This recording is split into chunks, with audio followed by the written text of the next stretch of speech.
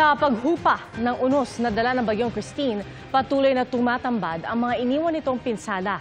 69 na probinsya mula sa 16 na rehiyon sa bansa ang pinadapa ng malawakang pananalasa ng bagyo. Sa tala ng Office of Civil Defense, pumalo na sa mahigit 80 ang napaulat na nasawi dahil sa bagyo. Pinakamarami sa Calabarzon na sinundan ng Bicol Region. 66 naman ang nasugatan habang 34 pa rin ang hinahanap. Mahigit 1 milyong pamilya ang naapektuhan, katumbas sa mahigit 4 na milyong individual.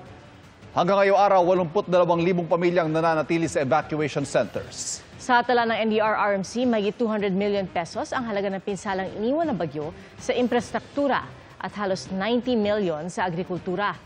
83 lungsod at bayan naman ang nasa ilalim ng state of calamity.